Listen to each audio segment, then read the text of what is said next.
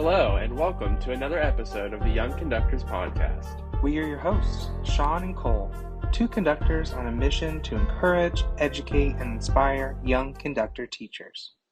Hey y'all! Today we'll be talking about our own approaches to score study and how it's important as conductor teachers. We want to add again that these beliefs are our own, and of course they may change as we continue on with our journeys. However, with both of us being in grad school, we feel that these ideas are not unorthodox or radical. So the first thing we wanted to talk about is why score study is important. And we have a list of things that why we think it is important. So the first thing is interpretation. It's really important for you and also your students or your performers to connect to the music and have your own ideas or your own story. And obviously interpretation is like one of the biggest things we do as conductors. We want to bring something fresh and something new to the performance that maybe people haven't heard before. At least that's when it's exciting to me, is when I hear something I haven't heard before. So really knowing the score well, I think will help you to develop those ideas. Like if you're just going in and you're just like, okay, let's conduct this, you might not really have a solid idea of how you want it to go or how it maybe should go. Yeah, I feel that. I mean, even for interpretation, I just think that, I don't know, I feel, they always talk about the teaching world and that we like steal ideas from each other and, resources and all those things. I feel like interpretation, like, yes, I envelop my own as I'm like working on a piece of music, but I do so much listening beforehand and like hearing like 5 different variations of the same piece of music, for example, that I think somehow along the journey I steal like bits and pieces of certain things. And then sometimes I go into the rehearsal with this idea of what I want, and then I just like throw it right out the door. Right. It And a just new doesn't idea work. is present. Yeah. Yeah. But I also think as conductor teachers, thinking about interpretation, it's not only your own that you have to consider. Like it's also the musicians that are in front of you. And thinking about what Dr. Bowen was talking about last episode, I think it's good to bring their ideas forward when you're talking about interpretation or like what the story is and that kind of thing, if that makes sense. Yeah, for sure. Because, at the end of the day, us conductors, at the very end, when we're at the concert, whatever, like we are just waving our arms around and guiding them. They are the ones that are like making most of the music on that stage. And so if they don't Yeah. feel it themselves, then I feel like, I don't know.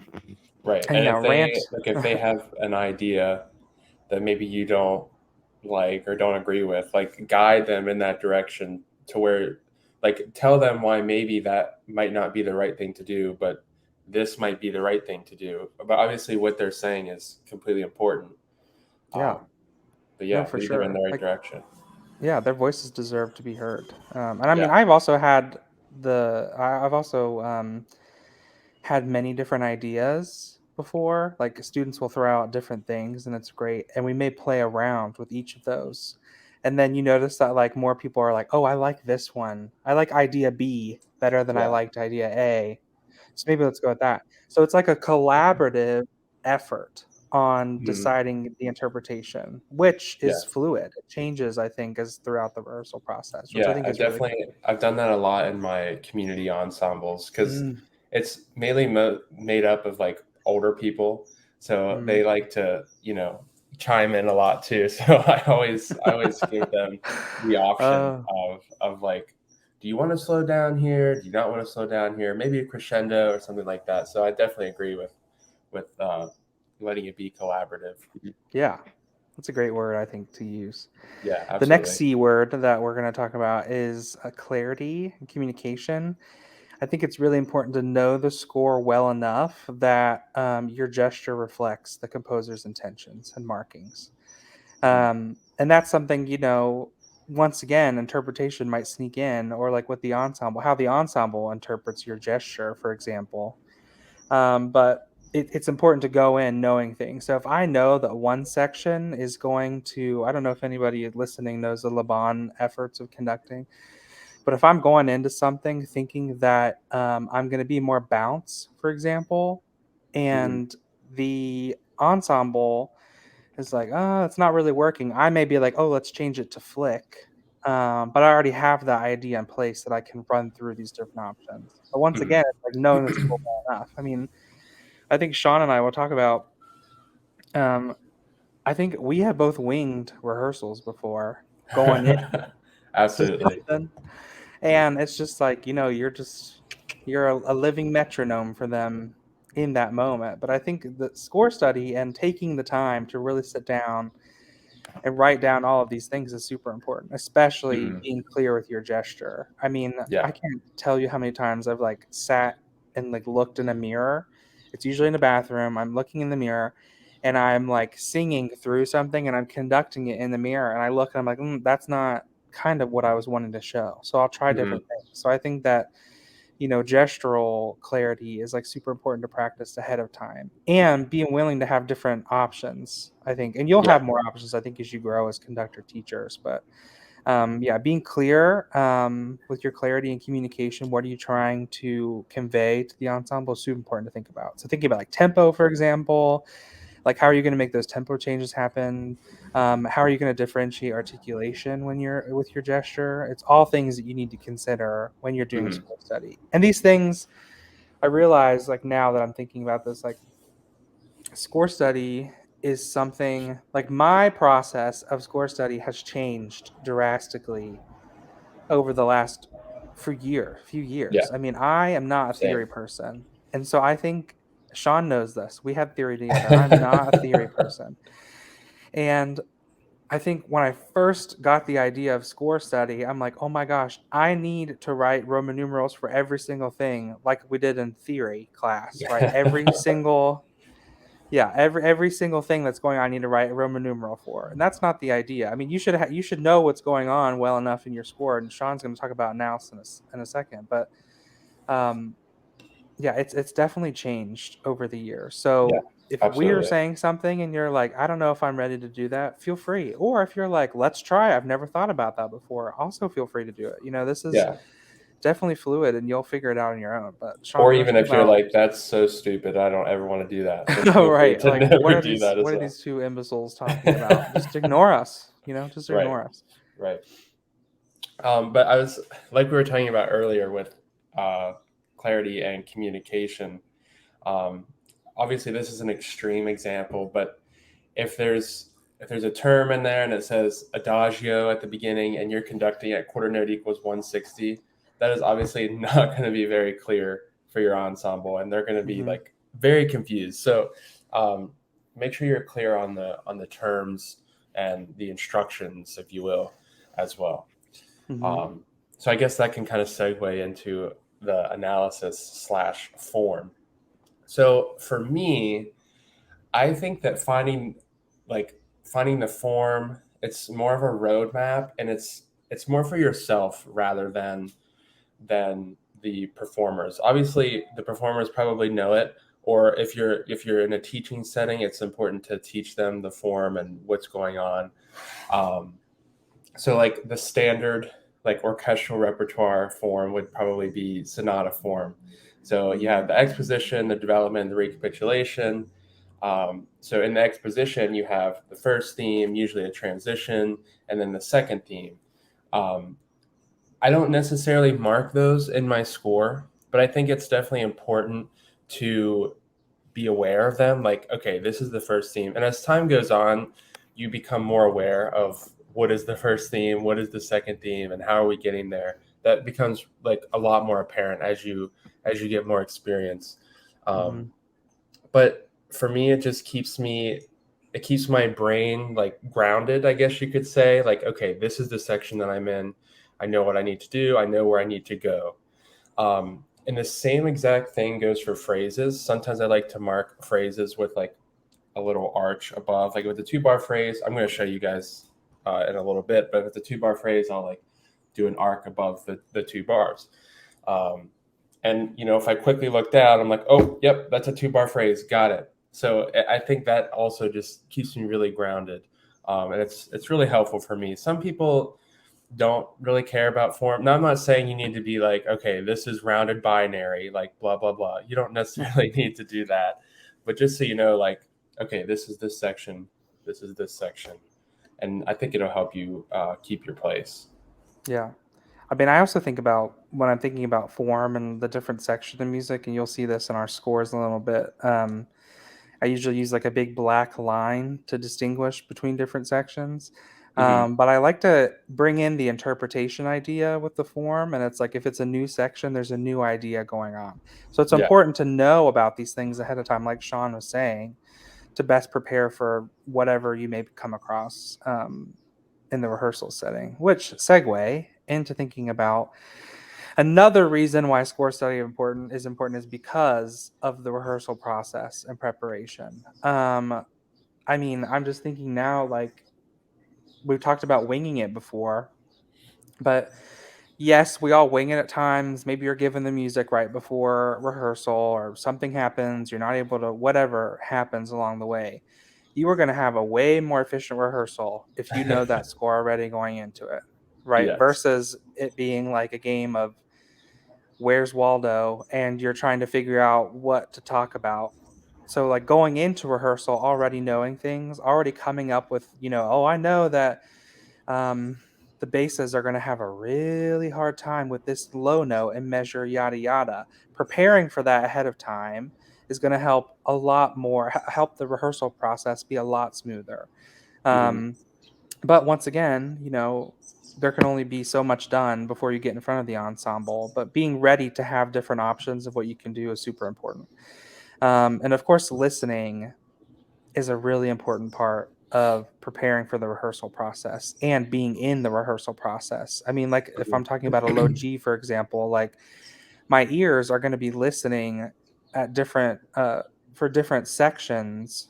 Sorry, let me rephrase that. My ear is going to be listening to different parts and different sections because I'm going to be like, oh, I know that this one thing is coming up here, so I'm going to listen to make sure that this part is hitting that note, or I'm going to listen for the articulations here.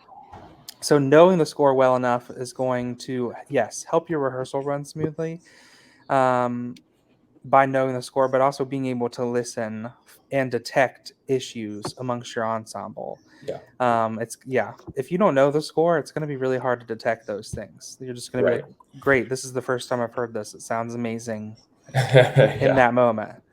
But it might be something completely different than what the composer wrote actually on the page. So, yeah, I think that's pretty important. Yeah. I would say, like, I don't want to put numbers to it, but I would say a good amount, like 50% of score study is for rehearsal preparation. Like, if you don't know the score, you're going to have a hard time in rehearsal. And like the players can pick up on that as well. They'll automatically think, oh, this person has no idea what they're doing. Why are we having this guy conduct or this person conduct or whatever? So definitely important for the rehearsal preparation. Yeah. And that is something that I think, once again, will come with time, like. Yeah, absolutely. Your recognition of like, oh, I'm going to need to come up with fixes for that. It's going to happen over time. And it's also going to change depending on how well you know your ensemble. Like I think if somebody was going into like an honor band or an honor choir for the first time, like it's really hard to prepare for that rehearsal setting because you don't know what the makeup of the ensemble is. And so once again, it's going to be very generic or basic compared to if you've been working with the same ensemble for 3 years or whatever. So it'll take time, and don't fret if you mess up a few times on your way. It's okay. Like I said, we have all winged a rehearsal before, and we have lived to tell the story. Right. Exactly. Shamefully tell the story. Yeah. So the next thing that we're going to talk about, I think it goes without saying, the historical / cultural context or just the background of the piece is pretty important to understand as well. So I guess I could talk about the piece that I am going to show here in a bit. So Beethoven's Coriolan Overture. it's you might have no idea what it's about, other than besides the name. You might know it's about the play, but other than that, you might not know like what is actually going on in the music. So it's important to research, what's going on. So if you research Beethoven Coriolan Overture, you would know that it's from a play. It's incidental music for a play, and it's essentially about a Roman general who essentially doesn't like his bosses anymore, so he joins the other side. And then like the beginning of this piece is just like ultimate terror. If you ever heard the piece, I'm sure all my orchestra people, you've heard this piece, and it's just like sheer terror at the very beginning. It's just this unison C, like very loud, very strong, lots of force. And this takes us to that first theme, and we know that this Roman general is just having a really tough time. And then in the second theme, we get this very beautiful melody. And from the play, we learn that that's his mother trying to convince him to stop. Like, don't do this. Just come back. It'll be fine. So if you didn't research that, you would have no idea that that's what it's about. Now, obviously, you can take that and make your own story if you want, if that helps you portray it a little bit better. But I think it's important to know why it was written, and in this case, what was going on in the play at that time. Yeah. But it's not only important for you to know about this, but also, like Shaun, I think maybe said, like your musicians in front of you, it's really important for them to understand this. I mean, I've even seen and done now a little bit. I mean, there's like various ways you can do this. I mean, in all teaching styles, like you can like lecture it where you're standing in front of the ensemble and you're like, this is what the history is, blah blah blah blah blah. But going with our theme of decentering the conductor, like Dr. Bowen shared with us, which is going to model that behavior, it could be really easy for the conductor to be like, hey, ensemble, here are 3 things that I want you to research on your own. Go away, learn the things, come back. Because I feel that as conductors, we don't have a lot of time to discuss things in the rehearsal, depending on how often you're meeting your ensemble, how long are the rehearsals themselves. So being able to kind of farm out that work and then come back and have the final conversation about it might be something that is helpful for some people. Now if you're working with like younger students, like you may need to you know lead that conversation yourself and teach that. But if these are like adults or college students who you can, send for a 5-minute break for them to research and then come back with questions and like help have them lead the conversation, I think that could be really useful. So it is really important to know. You can relate it to them. Like, obviously, Coriolan Overture might be hard for high school, but if it's like an upper level high school, you could say, I don't know, I'm just making this up off the fly. Great. Like, Wing remember when Johnny like quit orchestra and we were just all so sad? Like, this is what this second theme is about. Like, we're trying to get him to come back into orchestra because we miss him so much and we love him so dearly. And they'll be like, oh yeah, that makes sense. I've felt that before. They might not know what it feels like to be a Roman general's mother and ask him to come back into her life. So always relate it to them. I think that's the most helpful for them as well. But I cannot emphasize enough, it is important for you to do your own research. Right. This is not like a total farm out thing. I'm saying, like, to save rehearsal time, yes, you can send them on your way, but you should have already done this research ahead of time as the conductor teacher in preparation for this. So you can answer their questions and help guide them through the music the best of your ability. But like something that we talk about a lot now is the spiritual, especially in choral music. We talk about that. And I've seen and I've been under the baton of people who have programmed a spiritual and then did not talk about the context or the background at all. And here we are just like singing this thing. I'm thinking of high school. We're singing this song and it's like, ooh, it's rhythmic, it's upbeat, it feels good to sing, yada, yada, yada. But we don't talk about how deep the background and the meaning of it is. Spirituals being like slave songs, like that's a deep conversation to have, but it's an important one to have with your ensemble. And so knowing ahead, I mean, I'm thinking spirituals is like a very specific example, but you just never know. I mean, we did at Radford last semester, we did a piece called Duerme Negrito. And Dr. Bowen was talking about so many people hear this title and think like, oh, we shouldn't perform that anymore because of what it translates to. But really, if you do Mhm. the research and you find out more about it, you realize that like it's not what people are assuming it is. And all you needed to do was research it. So just do your Right. research, get it out of the way, and be prepared to answer questions if you need to. Yeah. Yeah. So Educated performances are extremely important. yes. Because I think what you said earlier, Shaun, is so true. Like you can tell when the person in front of you doesn't know what they're talking about. Right. It is so obvious. And I'm, you know, funnily thinking about our Shaun and I's first music history professor. Like, do you remember we would ask them questions and they would like have no They'd be idea like, how to let me get answer it, back to you on that. and they Yeah. would never get back to like Right. it's like we And then, kind of like saw yeah. right through her, like what was going. We're like, okay, great. Right. Um, but we could see that a mile away, and your students are the same. So Hmm. so yeah. Absolutely. Let's transition into talking about the different processes that we both do. There's like some overlap and some similarity, but I think that overall, I think they're a little different.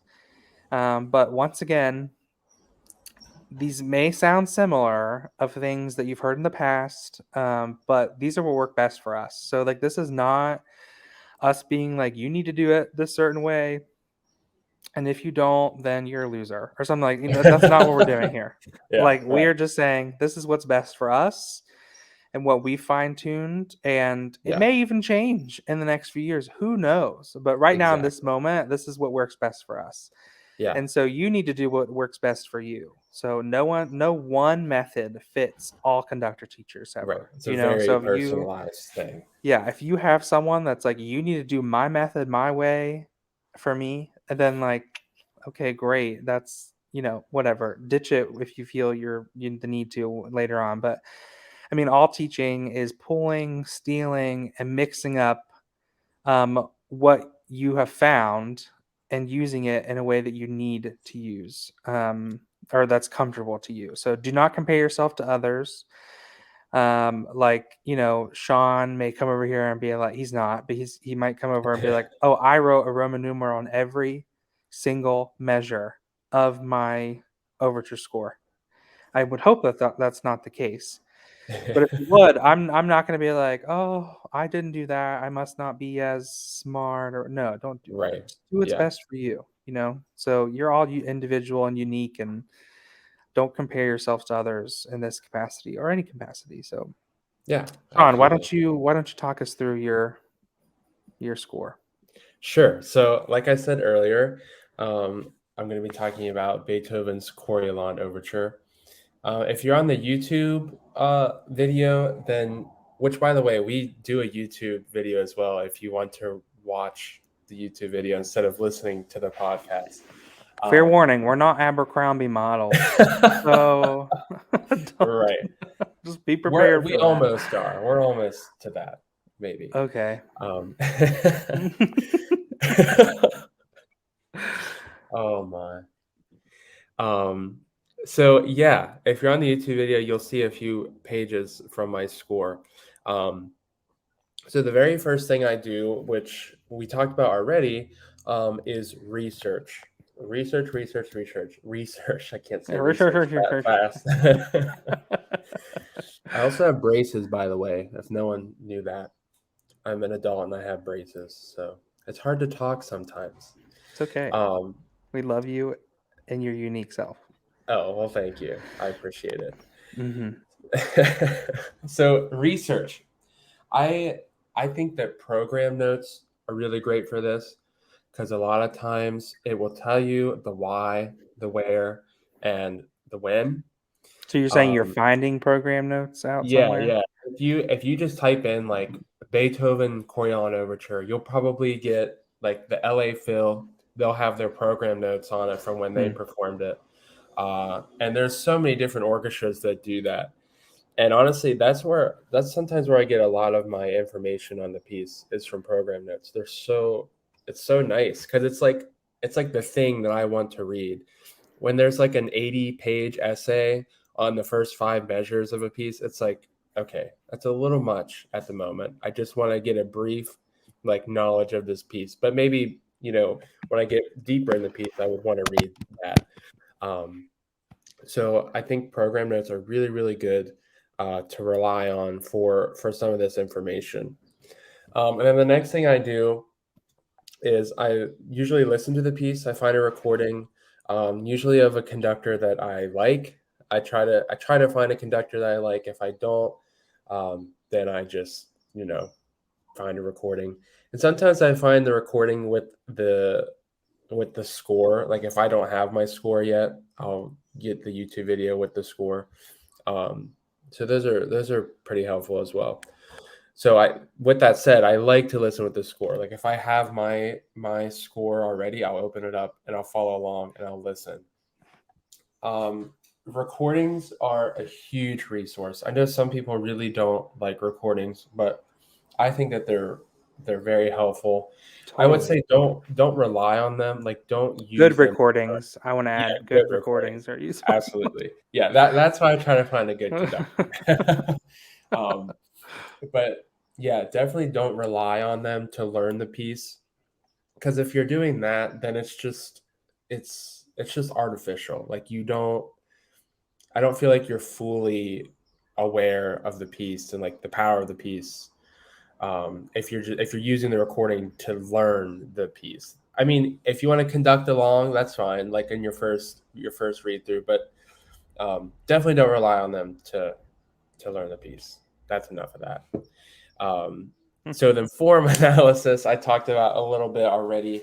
Know the important themes, the important sections. And like I said earlier, I don't necessarily mark, like I don't say first theme, second theme, because like when I'm doing it, I already know, like we're in the second theme. You don't have to mark it. If you need to, and that's helpful for you, then, go ahead and do that. That's great. And phrases, like I said, I do sometimes if it's a 2-bar phrase, I'll do a little arch across I don't know if my first page has that.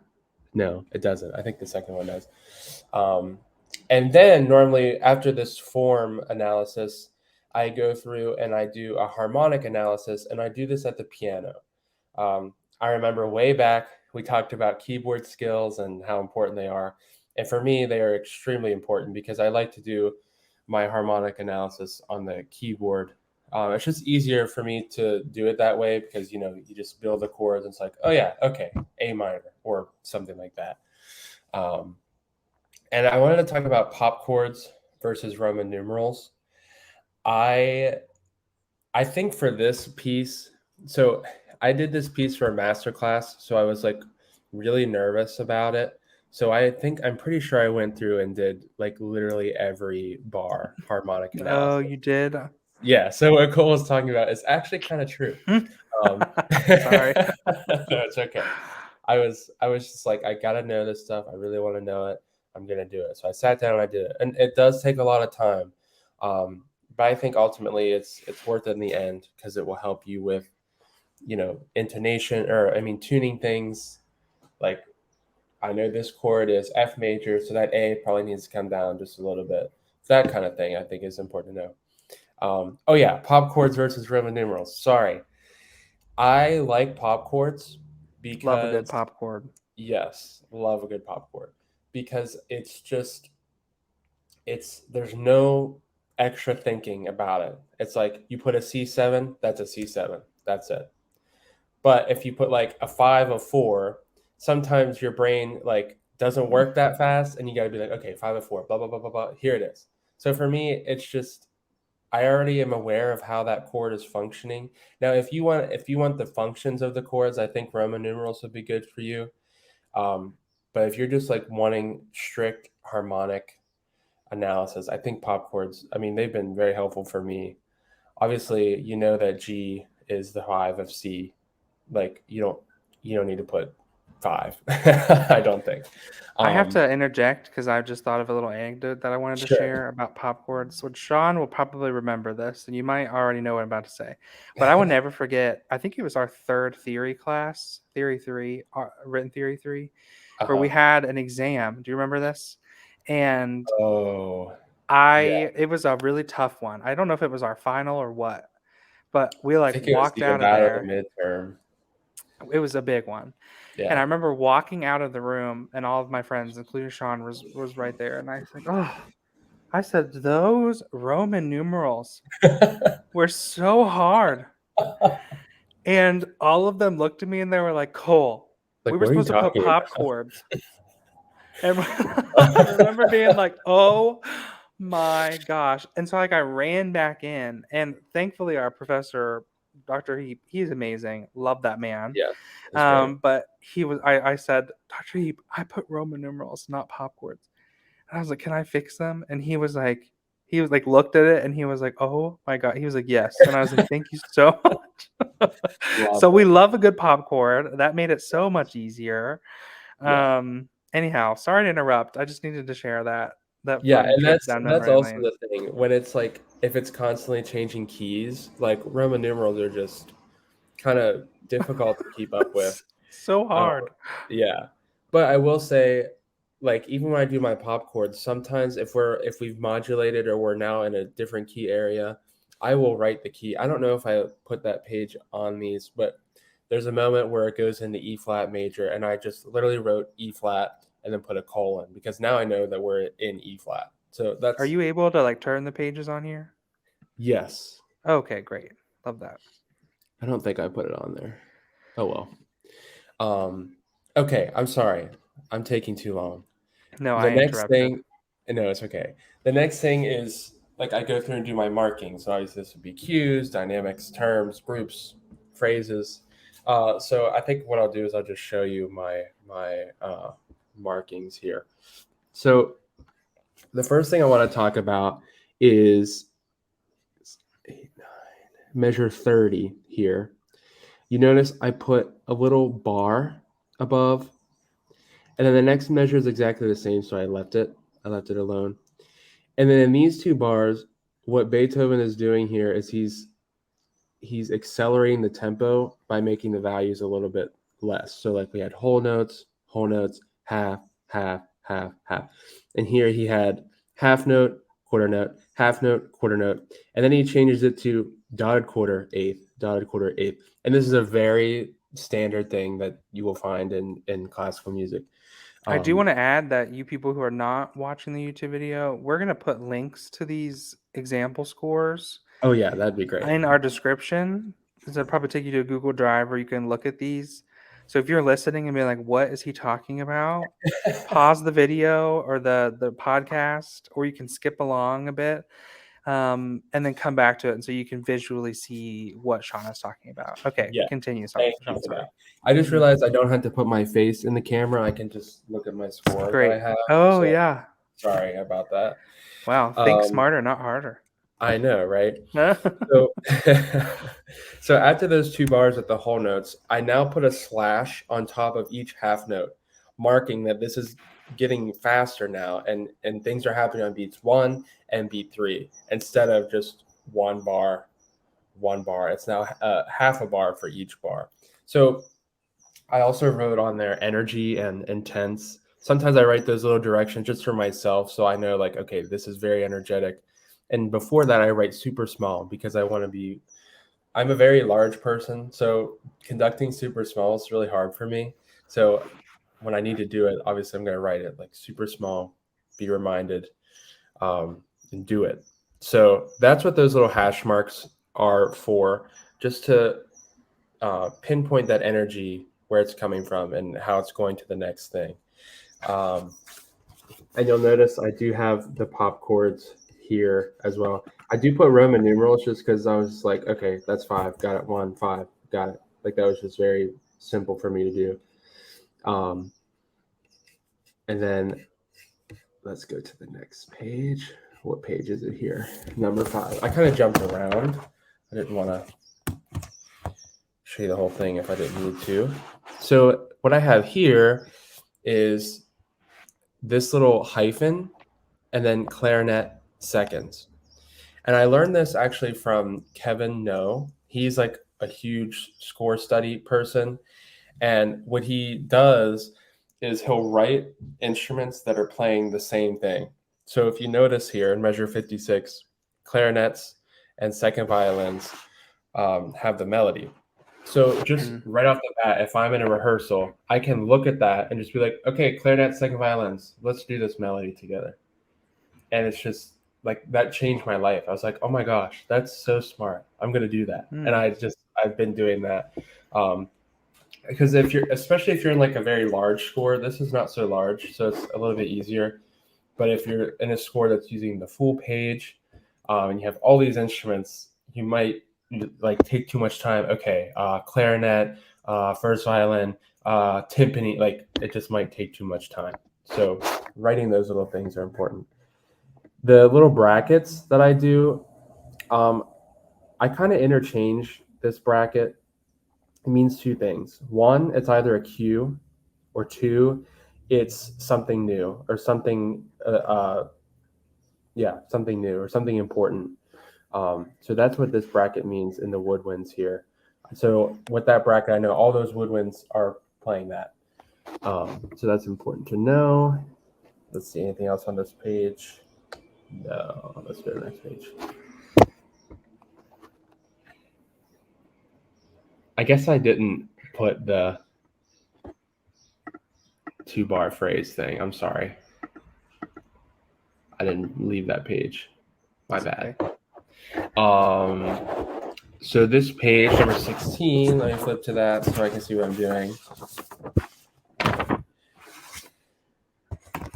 Oh, I just wanted to show another use for that bracket. So you can see the last measure of the first system there. This is not new material. Like this whole section is not new material, but that single note is very new. It has not happened before. So I was like, okay, I got to know that in first bassoon and in the bass, you notice I circled the first bassoon note and the bass, they're playing that. It's something new. So I put that bracket there. So the bracket means various things for me. And you might have something that means various things for you as well. So, and one thing I wanted to say, if you notice in these pages, sometimes I put different letters that are there. Let me see if it shows it. See, like I wrote in an A here, and that's not actually A in my score. It's because I had a different edition than the orchestra had. So this is something that's extremely important. You know, put your measure numbers in and put your rehearsal marks. If you think it's going to be different from the edition that the orchestra has, just ask for like a first violin part or something and write in those rehearsal marks. Because I will be honest, I have wasted so much rehearsal time in a rehearsal like that before, where I had a completely different edition, and it's just very exhausting to keep Luckily, up. that doesn't happen too much in the choir world. So Right. And then there's one last thing I want to say. Sometimes I will. Why didn't I put that page on there? I don't know. I also will abbreviate the instruments for cues as well. So let's say I wanted to like really make sure I get the flute in on the top of page 5. I would just write FL period, and it's like, okay, that's flute, got it. So that's another thing that I do for cues. So yeah, is that why you wrote like OB at the top of that page? Yes, yeah, oboe. Oh yeah, it's really small right there. I can't see it on my computer, but yeah, oboe and then bassoon. So that's like a cue. That's why you wrote that in. Yeah. Nice. Good to know. Yeah, so obviously, take those things, do what you want. If it doesn't work, that's completely fine. You won't hurt my feelings. So period. All right, let's talk about my process. I just want to add that this is like a variation. Actually, 2 things I want to add. This is a variation on the CME method. I started doing that once I went to grad school, and so I just want to add that it's a variation on that. I also want to add that I did get permission to use the score. Thankfully, the editor is my teacher, so I don't have to worry too much about that. But I want to add that, so we'll be looking at, I'll show you my example score of Sulpitia Cesis' Stabat Mater, edited by Meredith Bowen. And this is the SATB version, but the treble voice version can be found on Hal Leonard. So if you're interested, feel free to look there. So what do I do when I first get a new piece of music? I listen. And I don't do it with a score at first. I'm just trying to get an idea of what's going on. So I'll usually listen to a bunch of different versions to kind of, start getting an idea overall what is going on. So yeah, I don't pull out the score so soon. I'll try to get an idea first what's going on and kind of listen to the piece overall as a whole. And then I will research the background and the context. Usually I do this like two birds, one stone. I'll be like listening to the score and I'll be doing something else. And so I'll usually go ahead and get the idea of what the background is. Also the text. That's something that's different from Shaun and I. Oh, I want to yes. know like who's the poet or the lyricist, like what's going on, what does this text mean? If it's foreign language, I want to go ahead and start getting an idea about, oh, I didn't even put this down on my list, but if it's foreign language, I have to find the translations. I usually like to do word for word translations, but I also have to start finding IPA. Like, am I going to write in the IPA myself? Does IPA source have a version of this? It's like great. I just taught Faré's Cantique de Jean Racine this past year. And so thankfully, IPA source had IPA for that already written out. So I didn't have to do too much. So I could just write that in. But there's, I'm trying to gather all of this information before I even start marking up my score. So I can like pull from things when I need to. Yeah. So yeah, I'll usually have a listening session where I've just put it on. I'm finding these things. And then once I feel that I have all this information gathered and ready to go, I'll go ahead and listen to it again with the score in hand. And I'm following along. And I usually start marking little things that I'm hearing. So if there's like, if I'm listening, you'll see this in a minute when I show you the Stabat Mater score. But if I'm listening to this and then next, the soprano line starts peeking out of the texture, I'm going to go ahead and highlight that as I'm listening, just so I know like what beginning to start realizing what I need to listen for. Anyhow, I don't know if that makes sense. Yeah. So I gather all that information. I've listened to it with the score in hand, and then I need to start analyzing the score. So we could take a look at it.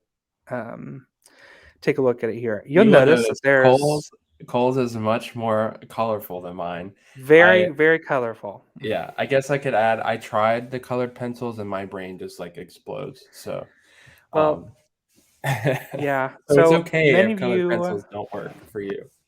Yeah, but I will say that I got an iPad. I splurged on an iPad a few years ago, and Shaun has one as well. But Yeah, it has changed the life-changing. game for me, and I cannot emphasize it enough. I know it's a big purchase, and it's a big ask for a lot of people. But actually, it was, I think, we got like a COVID-19 something for our university, and so I just I felt bad like getting that money, so I just used it for an educational purpose, which was the iPad. So I got the iPad and I downloaded the app for Score. That's what I use for this, and Shaun uses that as well. And it's amazing. So, but the reason why, before I start discussing these things, the reason why color works best for me is I'm a very visual person, and a lot of times, I first learned about this when I was in my private voice lessons. I would mark stuff in with pencil, and when I'm in the process of like reading the music, the pencil didn't stick out to me. And so I started using a red erasable pencil to start marking things in. And that was like life changing for me because then it popped out of the texture so where I could see it better. So that kind of expanded into what this is. But the CME method is what is helping me distinguish all these colors and things. And so there's a system to this madness. But remember, if this is something that you're wanting to try, full throttle, send it. I support you in that decision. If this is not something that you want to try, just hear me out for the next few minutes and see if it starts making sense to you. So after I listen to the score with in hand, and you see at the beginning those highlighter markings, those are what I did before I even started analyzing the score.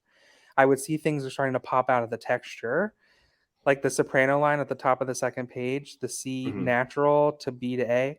That came out of the texture for sure. So I started highlighting these things that are important. You see at the bottom the tenor line that is going up now. Those things are popping out at me, and I'm like, oh yeah, that's pretty important to note. So once again, I'm preparing for that listening phase of the rehearsal preparation that we talked about earlier. So yes, I analyze the score, and I start by marking big and important things. So I think in here somewhere, so you'll see, I wish that this was more of a pointer, but at the end of the top line, yeah, at the end of the top line of the second page, you'll see this really thick black line. Do you see that right after the green breath marks? That denotes it's like a new section. You see it again at the bottom of the next page. And so, I go through and I listen and I start marking the different sections. And then you'll see at the top of the first page, there's an A. So this is the A section. And then I don't think the B section is in here, but I mark those sections big and bold. So I am aware of that. Yeah. And then, I know this is kind of boring to talk about, but then I start looking at like the key, like where we're at. So we start in A minor, and I don't do measure by measure. I usually do big sections. Yeah, I know. And so you see, we go from A minor eventually to the 5, and then we go back to A major. We end on another chord, A major. So we're going from A minor to A major, which I think is interesting. There's a lot of things going on here. But I usually denote a chord if it's something that's different or feels new to what we're listening for. So when I am in that rehearsal process, I know that, this last chord at the top of the second page is A major, which is different than when we started from, right? So I need to make sure that C sharp in the soprano is going pretty strong, and they're not singing a C natural. So which they did just 2 measures before on the word fee. All right. So I denote those things that I feel are important for me to remember. I talked about the key, the form, different sections. And then I'll start marking tempo and meter changes. So I usually mark tempo and meter changes by not tempo markings per se, but the meter changes with the purple highlighter. I do that every time the meter changes, and usually above you'll see an orange marking, which there's a circle, and then there's a V, which denotes my gesture. So I know that I'm going to go at the beginning. I start in a 2 pattern, which the V distinguishes, and then I'm going to switch to a 1 pattern at the beginning of measure 9. But I know I'm going to prepare for the end of that section with a 2 pattern, if that makes sense. Oh, so I'm denoting those things. Just to help me along the way. And so you see, it only messages in this one section that switches into a tripla.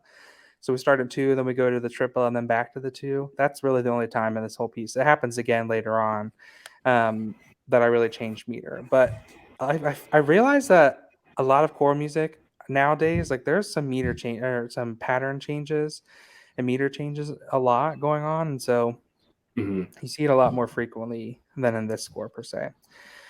Okay, what do I do next? And then comes the most colorful part of this. I spend like 30 minutes going through and circling and marking all the dynamic markings. So the CME method that I use, it distinguishes different colors for different dynamics. So if it's a piano, I will circle it. If it's a pianissimo, I circle it in blue. If it's a pianissimo, I'll square it in blue. And so you see at the beginning, the mezzo forte, that's brown. And then I color in all of the crescendos red, decrescendos blue. There's just a pattern for this madness.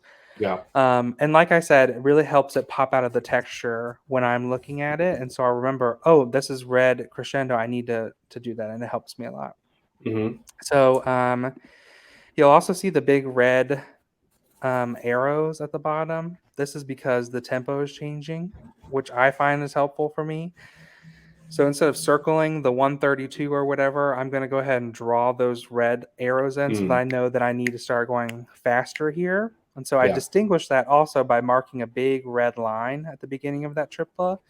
And then we're slowing down, so I distinguish with a big blue line. So it's just, there's a lot. I know it's like kind of silly, but I promise it works. It works for me. Yeah. And No, I so think if it works, then it's great. yeah, that's what's most important. I'm trying to see what else. Oh, yes. So the last thing that I want to talk about with the colorful markings that I have here, there are some yellow highlighting that is just straight down. So it's not following a single line. You'll see at the fourth measure here, between the soprano, alto, and bass line, there's a highlighter going down, right? This is something that is not CME method. I do that for cue purposes. So like that tells me that I need to look at these sections. So the tenor line and the fourth measure for the third beat, I need to look at them and cue them there because that's different than what's going on. Same for the alto and beat 3 of the fifth measure. That's just something that I've done over the years that makes you feel better. So you see, I need to cue the altos and tenors together in the second measure of the second page, like that kind of stuff. What's most helpful for me in that setting. So, and then the green markings, that's breath markings, sticks out of the texture.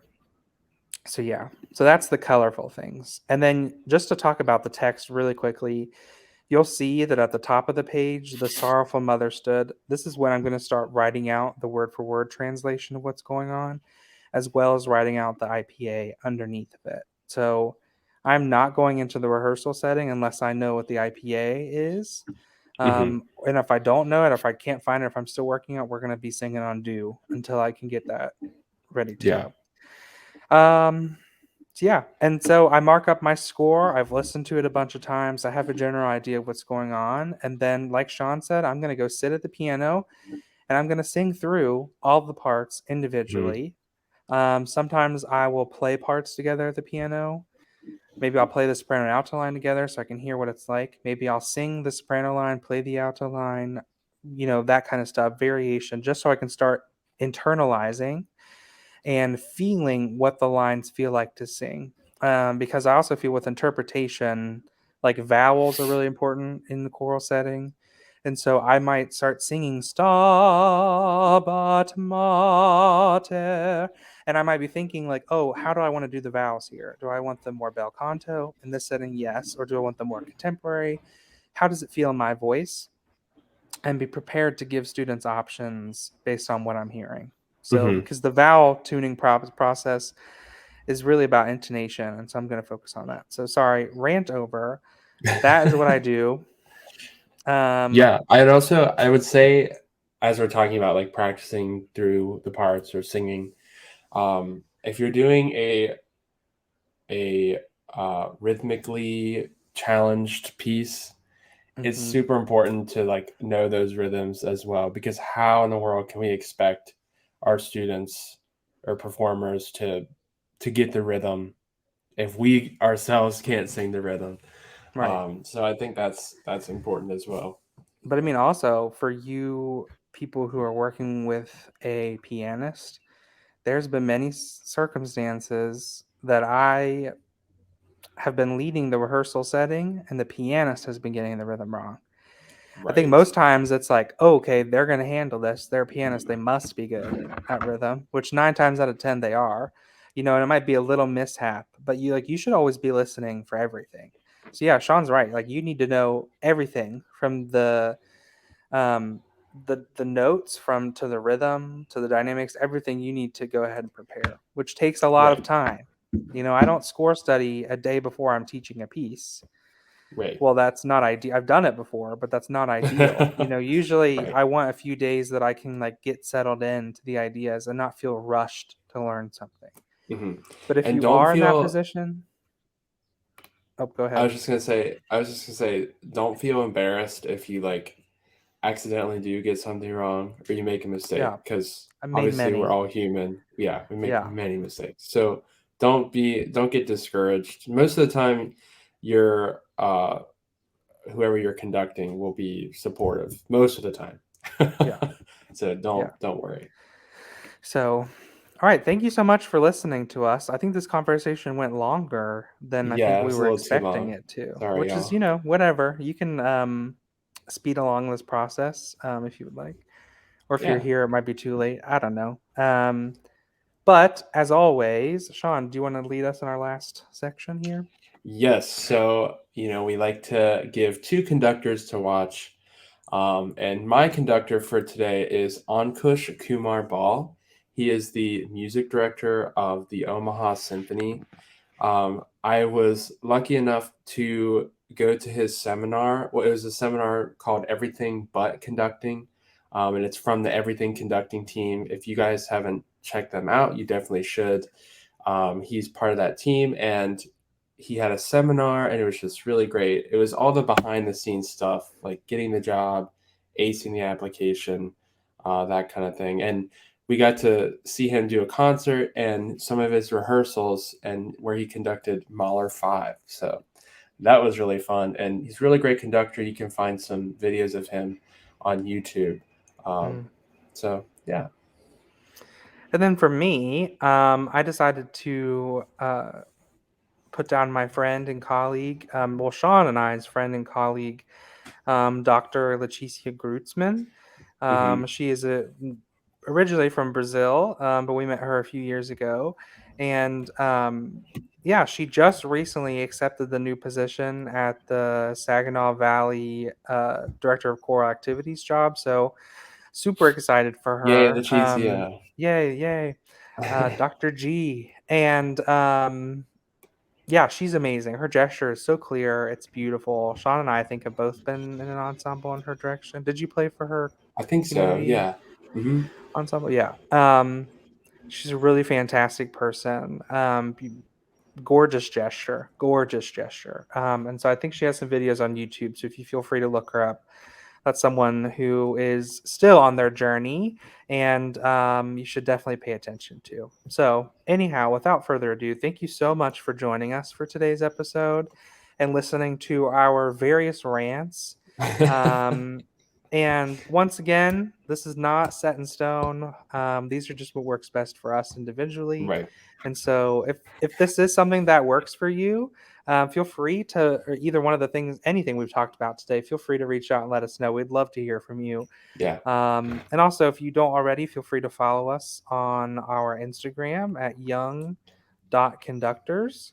We also want to add that we hit 1,000 followers on Instagram, which is Thank so you for that. exciting. Yes. We're very honored to have y'all be a part of this growing community where we support and guide one another. So, yes, thank you for that. We're very thankful. So, we hope you have a great rest of your day, and thanks again for watching. Bye, Bye. y'all. Thank you.